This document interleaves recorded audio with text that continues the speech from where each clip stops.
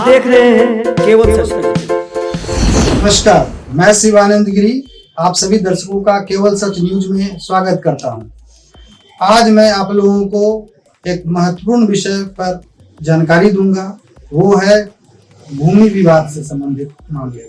आप जानते हैं कि जिस प्रकार से बिहार में भूमि विवाद के केसेस बढ़ते जा रहे हैं और कोई भी व्यक्ति जब जमीन खरीदता है तो वो बिना समझे बूझे, बिना जांच पड़ताल किए वो जमीन में पैसा लगा देता है और विवादित जमीन वो खरीद लेता है और उसको कोर्ट कचहरी का चक्कर लगाना पड़ता है, पैसा भी डूब जाता है।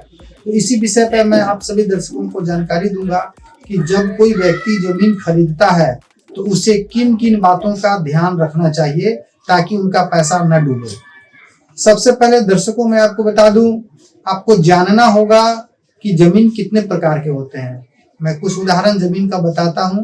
जैसे आपके एक हो गए बकास्त भूमि, एक हो गया खास महल का भूमि, एक हो गया गैर मजरूआ आम और गैर मजरूआ खास, एक लीज का जमीन होता है, एक रैयती का जमीन होता है, एक आपको बसीका एक सेल्डिड का भी जमीन होता है। बहुत प्रकार के जमीन होते हैं।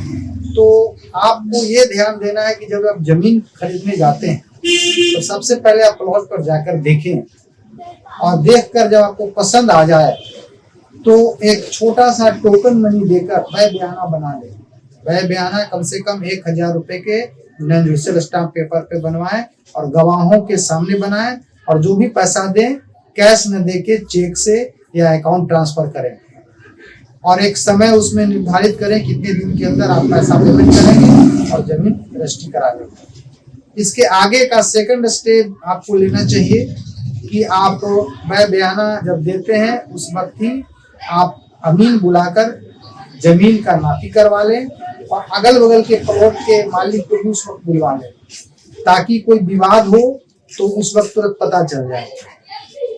खैर चलिए, जब आप अमीन बुला लिए, नापी करा लिए तो आप उसमें पिलर गड़वा दीजिए या केपी बीम डलवा दीजिए और उसको 1-2 महीना के लिए छोड़ दीजिए ताकि कोई जमीन का मालिक कहीं बाहर होगा शहर से, उसको नहीं पता होगा उस वक्त। 1-2 महीना के अंदर उस जमीन के मालिक को पता अगर चलता है कि उसका कोई विवादित जमीन है तो वो आगे विरोध करेगा या आपका पिलर हटाएगा।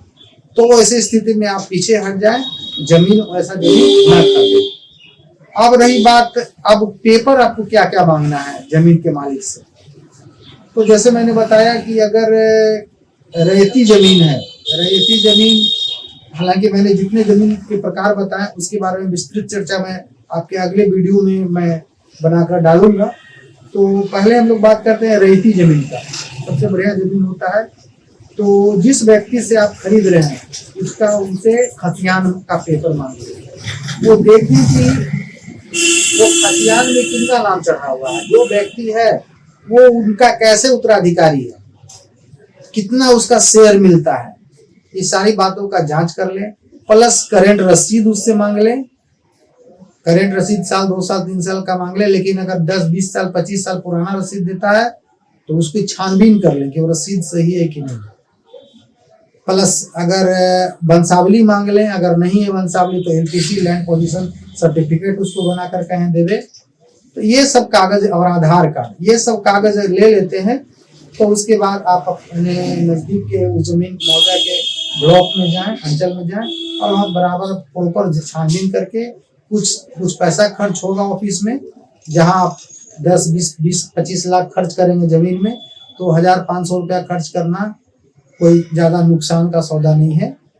आप ऑफिस में जाकर छानबीन कर ले, संतुष्ट हो तब जिस दिन आप रजिस्ट्री कराने जाएं उसके एक दिन पहले या उस दिन ही पूरा पेमेंट करें और हैंड टू हैंड रजिस्ट्री करा लें। नहीं तो अगर लेट होता है तब क्या हालात परिस्थिति बदलता है ये कोई इंसान नहीं जानता है, या जमीन का मालिक का ही क्या नेचर बदल जाए कुछ कहा नहीं जा सकता है।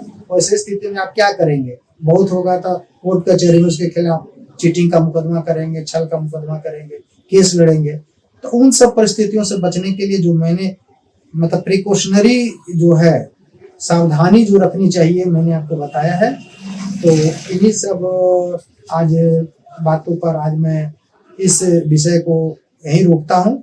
अगले मैं भूमि विवाद से ही संबंधित बहुत प्रकार के जो भूमि होते हैं उस पर मैं विस्तृत चर्चा करके बताऊंगा कि कौन से प्रकार के क्या भूमि है और किस प्रकार की भूमि आपको खरीदनी चाहिए। तो केवल सच न्यूज से जुड़े रहिए। धन्यवाद।